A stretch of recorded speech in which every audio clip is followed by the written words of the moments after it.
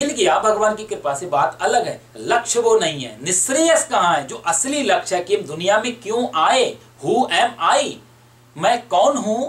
को हम कस्यमिदं जातम को वही कर्ता स विद्यते। पूज्य श्री महाराज जी कहते थे, वेदांत का लक्षण बता रहे हैं, 3 कारण देते हैं, यदि जो इसको जान लेता है वो अपने निश्रेयस का अर्थ समझ सकता है। को हम मतलब मैं कौन हूं, को अहम, मैं कौन हूं।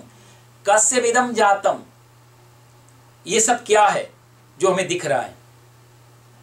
को वही कर्ता स विद्यते, और इसको पीछे बनाने वाला, चलाने वाला कौन है। मैं कौन हूं, ये सब क्या है, और इसको पीछे पूरा निर्माण करने वाला कौन है। 3 प्रश्नों के जो उत्तर खोज लेता है वो आदमी अपने निश्रेयस को पहुंचाने। तो यहां पर बता रहे अपना उत्थान करने के लिए निश्रेयस सा सिद्धि, जो इस निश्रेयस पद की सिद्धि को प्राप्त हो जाता है, यानी कि अपना जो कल्याण अपने हाथों से कर लेता है, सधर्मा समझ लो, वो व्यक्ति धार्मिक है, वो व्यक्ति धर्म के पथ में है। वो चाहे भली माला जप रहा हो नहीं जप रहा हो, वो तिलक लगा रहा हो नहीं लगा रहा हो, सुबह उठ रहा हो नहीं उठ रहा हो, वो दान कर रहा हो, कोई फर्क नहीं पड़ता। सिर्फ और मजे की बात, जब वो आदमी इस चीज को पहचान लेगा तो बाकी चीजें ऑटोमेटिक आने ही लगती हैं। कोई आदमी कंजूस नहीं होगा यदि जो आदमी इस चीज को पहचानेगा, ऑटोमेटिक लगेगा व्यर्थ है, उसको फिर धन में कोई इंपॉर्टेंस नहीं लगेगी। उसको लगेगा कि जीने के लिए रखना चाहिए, जीवन है, सब कुछ है, तो ये चीजें इसी के पार्ट है, बस वो पार्ट समझ करके पूरा करेगा, कोई रुचि नहीं बचेगी, फिर वो लोभी कैसे रह जाएगा। लेकिन कोई आदमी यदि यही सोच के चले कि मैं दान कर रहा हूं, मैं धार्मिक हो गया, उतने से नहीं, यह तो अभ्युदय है। निश्रेय ससिद्धि सधर्मा, अपना उत्थान करे, अपनों का उत्थान करे। तरन तारन, प्रभु को हम कहते हैं ना तरन तारन, भगवान स्वयं तो तरे हुए हैं और दूसरों को भी तारने आते हैं। भाई 2-3 तरीके के लोग होते हैं इस दुनिया में, एक तो तरन तारन और एक होते हैं तारन तारन। तरन तारन मतलब वो जो व्यक्ति अपने कर्मों से, अपनी वाणी से, स्वभाव से, व्यवहार से, कर्म से स्वयं भी तरे, स्वयं भी पार हो इस संसार सागर से और दूसरों को भी पार कर दे, वो हो गया तरन तारन। स्वयं भी तरे, दूसरों को भी तारे। दूसरे तरीके के व्यक्ति होते हैं सिर्फ तरन, मतलब जैसे आपने कई महात्माओं के बारे में सुना, उनको ज्ञान हुआ, मन से वैराग्य हुआ, दुनिया से, समाज से बाहर निकल गए, कुटिया बनाई गंगा किनारे, वृंदावन में, पहाड़ों की गुफाओं में साधना की, अपने आप पार हो गए, समाज जाए बाहर में, उनको तुम्हारी दुनिया से कोई लेना देना नहीं, स्वयं तर गए। वो भी बुरे नहीं है, लेकिन वो तरन की सिर्फ कैटेगरी में आते हैं। उनको अपने कल्याण से मतलब मेरा कल्याण हो जाए, कैसे हो बस। तो एक हो गए तरन तारन और एक हो गए तरन जो दूसरे, और तीसरे होते हैं तारन, वो सिर्फ दूसरों को तारने के बारे में बात करते रहेंगे, दूसरे तर जाएं, स्वयं कई बार डूबे रहते हैं। और एक चौथे होते हैं न तरन न तारन, हम तो डूबेंगे सनम, आपको भी लेके डूबेंगे। वो दुनिया को फंसाए रहे, जिनको हम अपना मित्र बोलते हैं। सही में यहाँ पर ये कहीं ना कहीं महात्मा जी कह रहे हैं कि सच्चा मित्र कौन है? तरन तारन, जो स्वयं भी तर जाए, आपको भी तार दे। और वो मित्र नहीं है जो हमारा टाइम हुआ 6 बजे, मान लिया आप लोगों ने कहा गीता जी सुनने जाना है, गीता की क्लास है, और किसी मित्र का फारे ये तो सब फालतू की बातें, क्या करोगे, फिर अगली बार सुन लेना, कभी आ जाओ यहाँ बैठ के आराम से, कुछ नई मूवी आई है। ना तारन ना तरन, ना स्वयं तरेंगे साहब, ना आपको तरने देंगे। अच्छे कामों में जो बाधा डाले, अच्छे कामों में धर्म के पथ पे चलने वाले को जो बहम डाले, जो आदमी को लग रहा है कि ये ठीक हो रहा है, और वहां पर जाकर के जो बाधा उत्पन्न कर दे, संदेह उत्पन्न कर दे। और मन भी हमारा इतना हल्का है, जो रामकृष्ण कह रहे हैं कच्चा मैं और पक्का मैं, हमारा इतना कच्चा घड़ा है कि जरा सा भी कोई संदेह पैदा कर दे तो तुरंत विमुख हो जाते हैं इस चीज। ये धर्म पे, मार्ग पे चलना साहब आसान नहीं है। ये तो तलवार भी नहीं है, ये कटार है। जो आप देखते हो ना, कृपाण जो होती है, एक होती तलवार, एक होती है कृपाण। तलवार में एक तरफ धार होती है, एक तरफ धार नहीं होती। तो तलवार यदि सीधी मारो तो गर्दन कट जाती, उल्टी मारो तो गर्दन नहीं कटेगी, चोट लगेगी। तो तलवार का मतलब है जिसमें एक तरफ धार होती है, और एक होती है कृपाण। कृपाण का मतलब होता है दोनों तरफ जिसमें धारें बनी हो, इधर मारो चाहे इधर से मारो, उसका नाम ही कृपाण है। ना इधर कृपा ना उधर कृपा, दोनों तरफ ही मामला साफ। तो ऐसे मित्र होते हैं कृपाण की तरह, न खुद तरे हैं न दूसरे को तारते।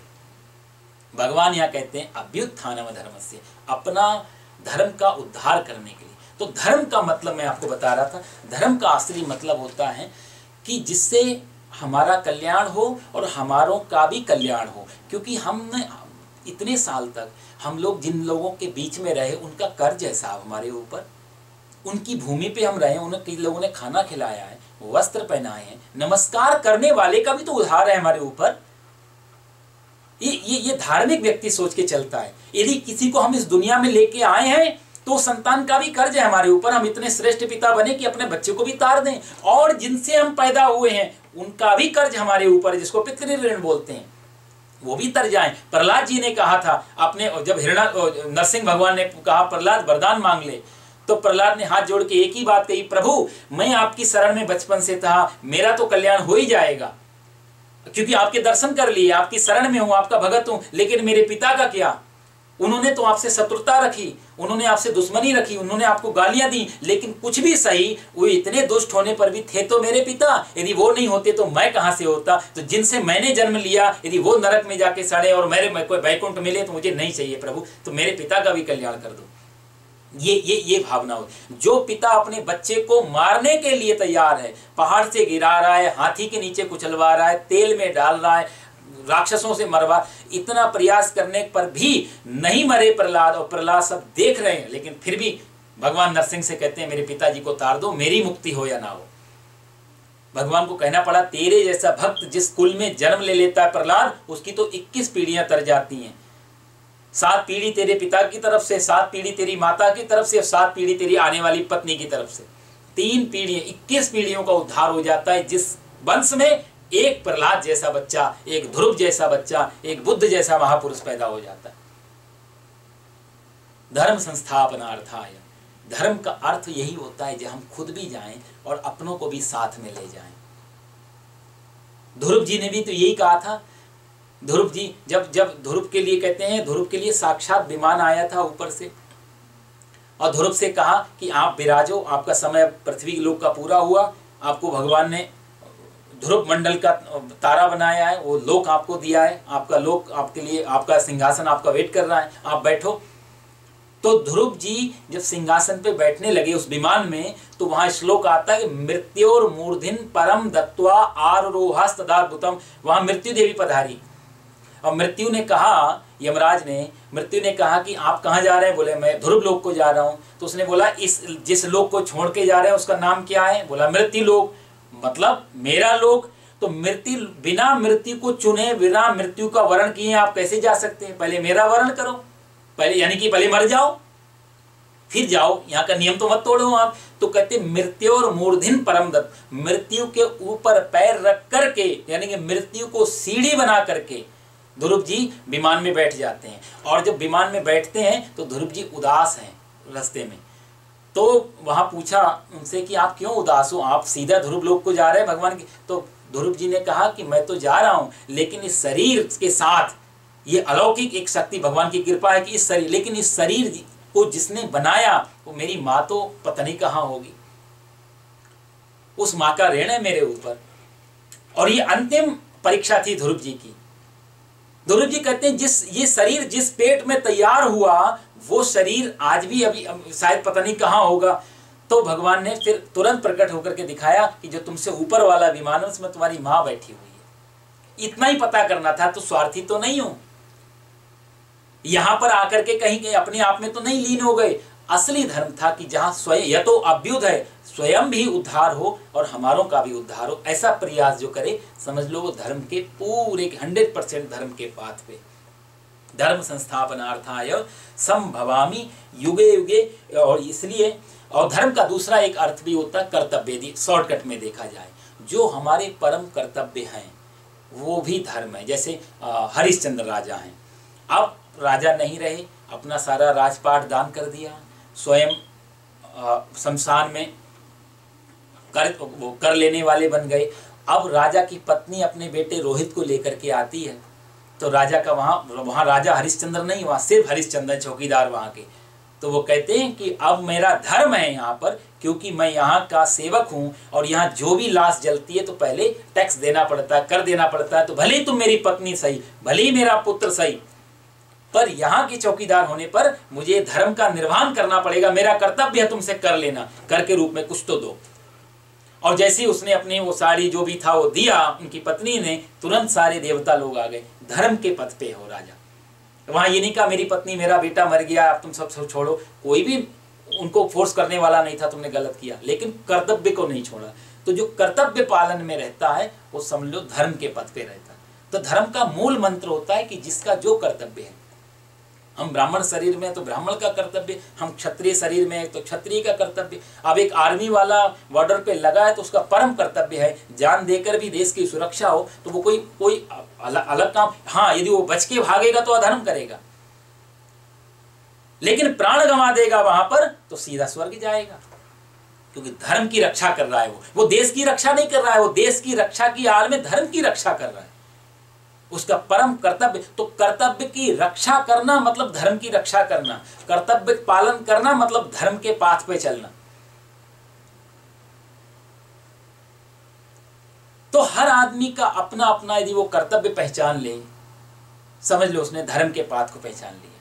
और बाकी जो चीजें हैं वो चीजें यदि नहीं भी हो पा रही हो, लेकिन सिर्फ कर्तव्य पालन हो पा रहा हो। मैंने आपको एक कहानी सुनाई थी, एक ऋषि जो बैठे बैठे तपस्या कर रहे थे, ऊपर से बगुली ने बीट कर दिया।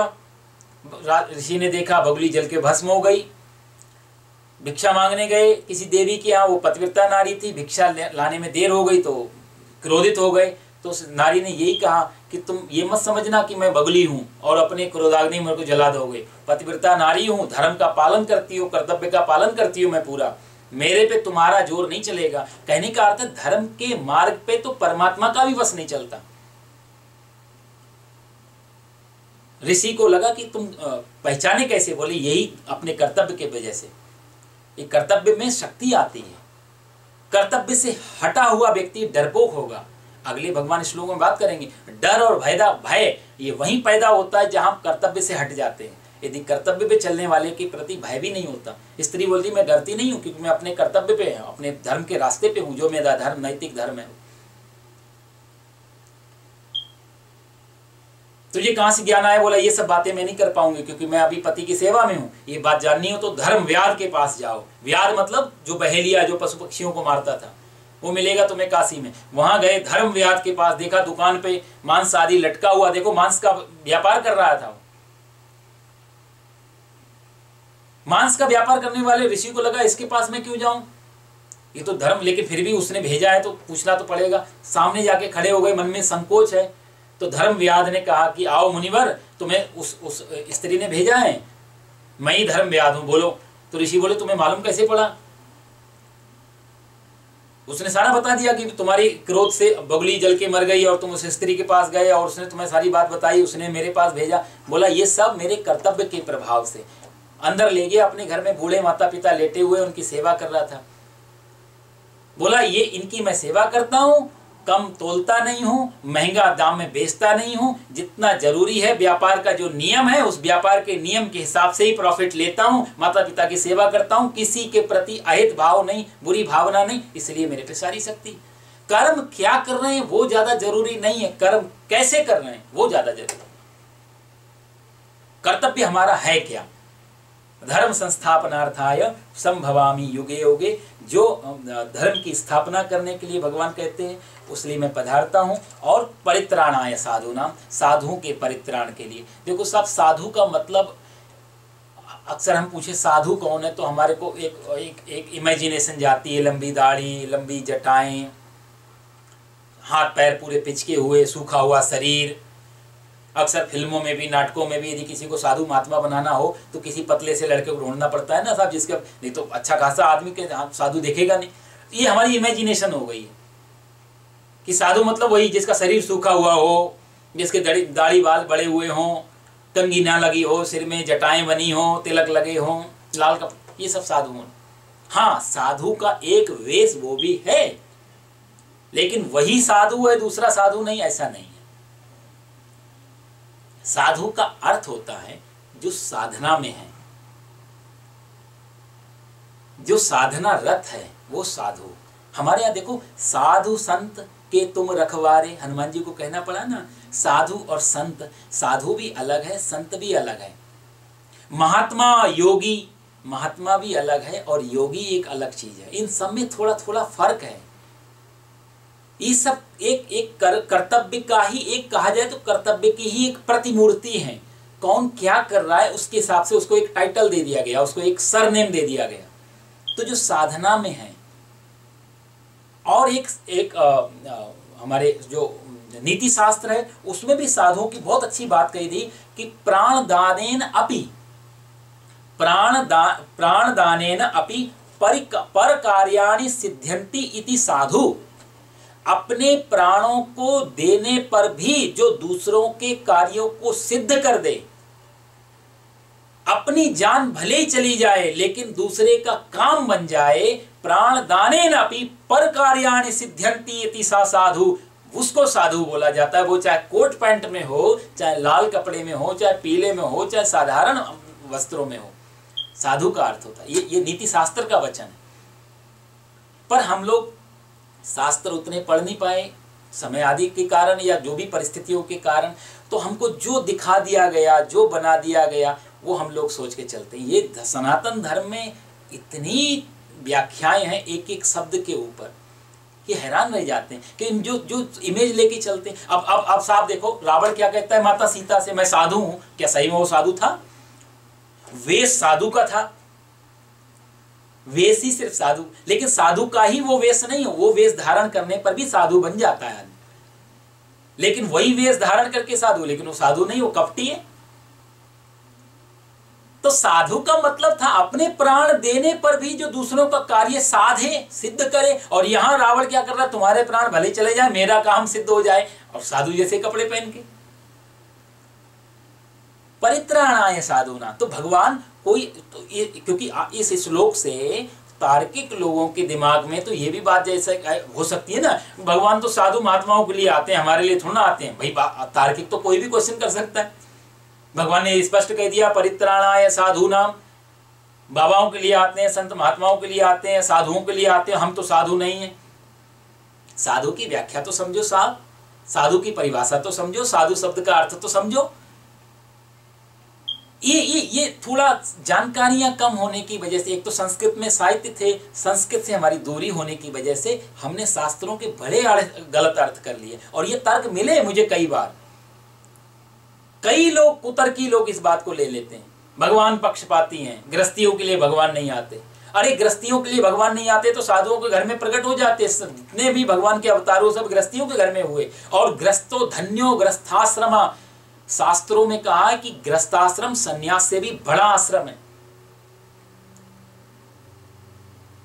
सन्यासी गृहस्थ से भी, वो गृहस्थी सन्यासी से भी बड़ा माना जाता है यदि वो अपने कर्तव्य पालन में निपुण है तो। क्योंकि यदि किसी महात्मा जी बड़ी सुंदर बात कह रहे थे कि यदि सभी लोग बाबा बन जाएंगे तो बाबा बनने बंद हो जाएंगे या नहीं हो जाएंगे?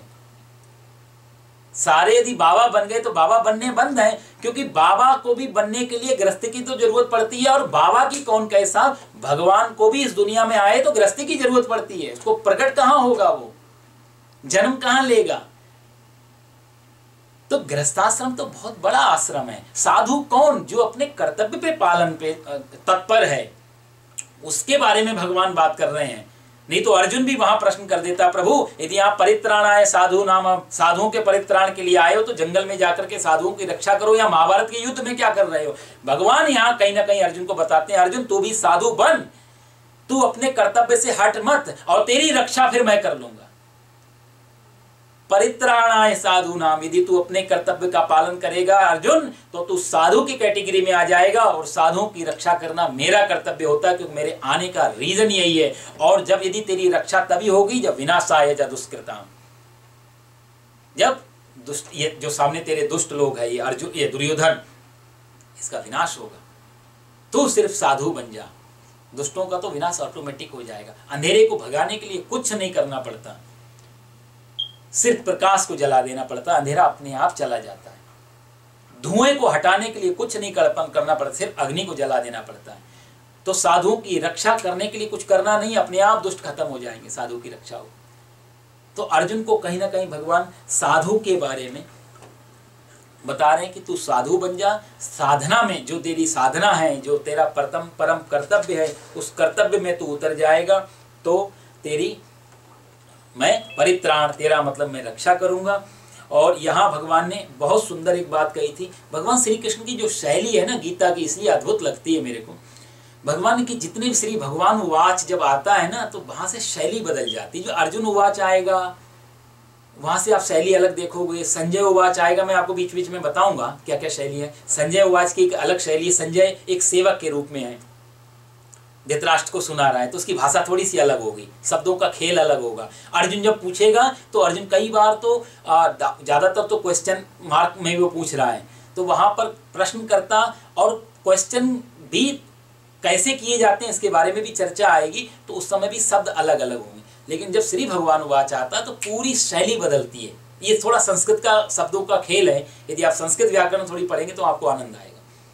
भगवान श्री कृष्ण जो कहते हैं परित्राणाय साधूनाम, अर्जुन तेरी रक्षा करने के लिए, यानी तू साधु जब हो जाएगा तो तेरी रक्षा करने के लिए मेरा इस महाभारत में आना ही नहीं, इस दुनिया में आने का भी लक्ष्य मान लिए तू ही है कहीं ना कहीं। और इस बात को भगवान स्पष्ट कर चुके हैं। आप महाभारत में पढ़ें तो महाभारत में दुर्योधन ने भगवान श्री कृष्ण से कहा कि आपके लिए 56 प्रकार के भोजन बनाए हुए हैं, आप ग्रहण करो। आप सब लोग जानते हैं कथा। दुर्योधन ने बहुत अच्छी तैयारी की है भगवान श्री कृष्ण के स्वागत की, व्यंजन बनाए थे बहुत सारे 56 प्रकार के, और भगवान से कहा भोग लगाओ, आप भोजन ग्रहण करो। तो भगवान ने बहुत सुंदर बात कही थी वहां पर। भगवान ने पहली बात तो साधारण बात मैं आपको बताता हूं। भगवान ने कहा दुर्योधन, भोजन 2 परिस्थितियों में होता है, 2 कारण से आदमी भोजन करता है।